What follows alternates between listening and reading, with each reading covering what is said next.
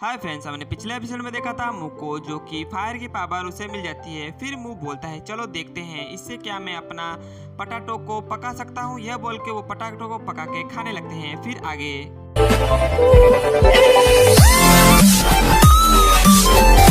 Story के starting में हम देखते हैं मुंह और स्क्रोल को, जो कि नीचे खा के पड़े हुए होते हैं। फिर तभी स्क्रोल उठ के बोलता है चलो खाना पीना तो हो गया, अब चलो अल्केमी सीखते हैं। फिर मुंह बोलता है ओके ठीक है चलो।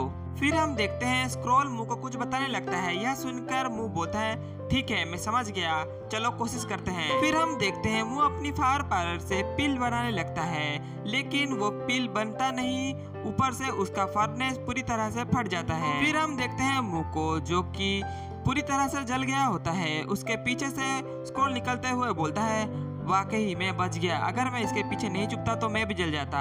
फिर स्क्रोल मुंह को देखते हुए बोलता है तुम तो बड़ी बड़ी हाँक रहे थे कि तुम बोल रहे थे मैं सब कुछ जानता हूँ, मैं आसानी से कर लूंगा, फिर अभी क्या हुआ। फिर हम देखते हैं मुंह को, जो कि घायल होके नीचे गिर जाता है और रोने लगता है। बोलता है तुमको पता था कि ये फर्नेस फूटने वाला है, फिर भी तुमने मुझे नहीं बताया, तुम कितने निर्दयी हो।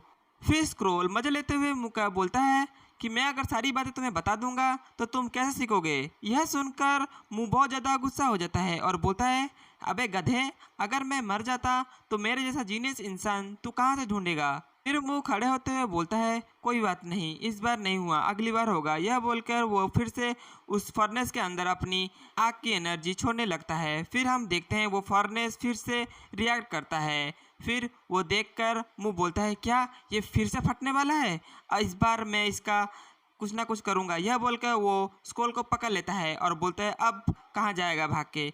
फिर हम देखते हैं वो फर्नेस के अंदर से बहुत ज़्यादा आग निकलता है।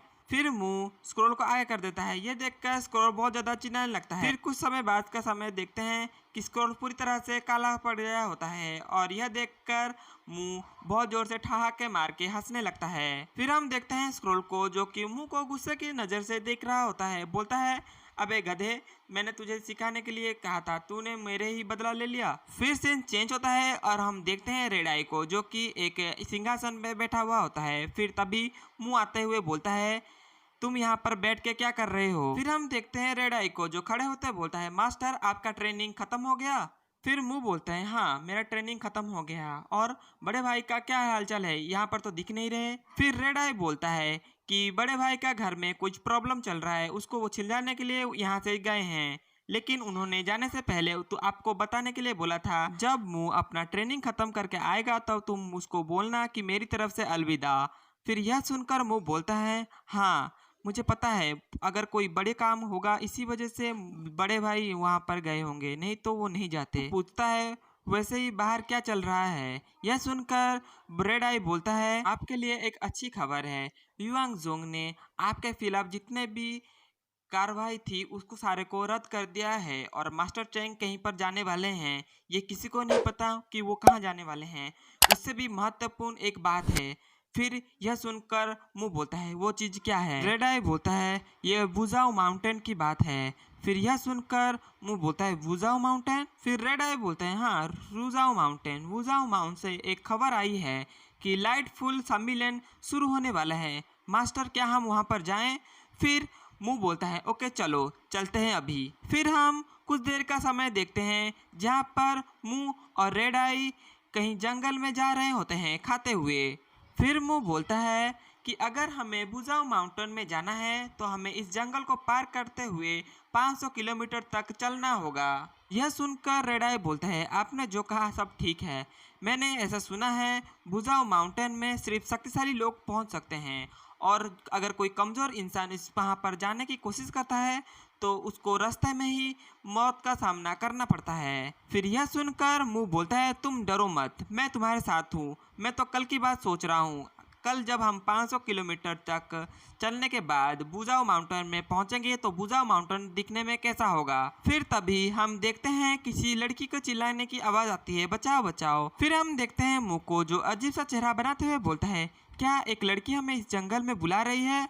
फिर स्क्रोल बोलते हैं हाँ वो तुमको ही बुला रही है, जाओ जल्दी जाओ और उसको जाके पकड़ लो। फिर मुंह बोलता है ओके ठीक है। फिर वो रेड आई को बोलता है तुम किसकी इंतजार कर रहे हो, यह बोल के वो अपने जानवर के साथ उस लड़की को ढूंढने चला जाता है। फिर हम देखते हैं मुंह को जो कि उस लड़की के साथ पास पहुंच जाता है।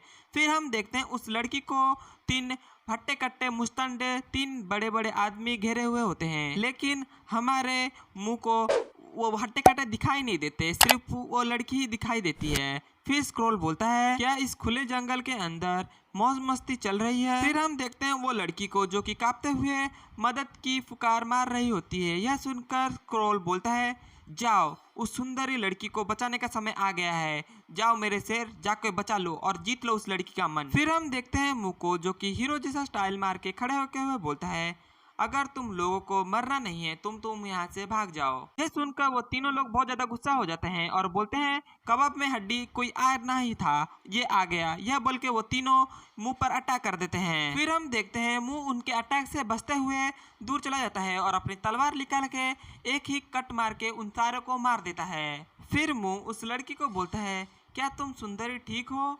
फिर वो लड़की बोलती है हाँ आपको मुझे बचाने के लिए धन्यवाद, मैं अभी ठीक हूँ और आपने मेरी जान बचाई उसके लिए मैं तो आपको कुछ देना चाहती हूँ। यह बोल के वो मुंह के साथ चिपकने लगती है। यह देख के मुंह भी सरबाने लगता है। फिर हम देखते हैं वो लड़की अपने एक हथियार निकाल कर मुंह पर अटैक करती है, लेकिन मुंह यह देख लेता है और वो दूर चला जाता है, लेकिन मुंह के छाती पे यह एक छोटा सा कट लग जाता है। फिर यह देखकर स्क्रोल हैरान होते हुए बोलता है यह लड़की कुछ समय पहले तो एक अबला नारी की तरह बिहेव कर रही थी, अभी अचानक इस लड़की के अंदर क्या हुआ पता नहीं, ये इतनी खूंखार कैसे बन गई। तुम इससे बच के रहना और इसको तुम्हारे पास आने मत देना। फिर मुंह स्क्रोल को बोलता है क्या तुम्हें इसके बारे में कुछ नहीं पता, अगर तुम्हें कुछ नहीं पता तो मैं यहाँ पर मारा जाऊंगा, तुम कुछ सोचो। फिर स्क्रोल बोलते हैं हाँ ये तो सही बात है। फिर हम देखते हैं वही लड़की को जो कि लड़की नहीं होती, एक बुढ़ी औरत होती है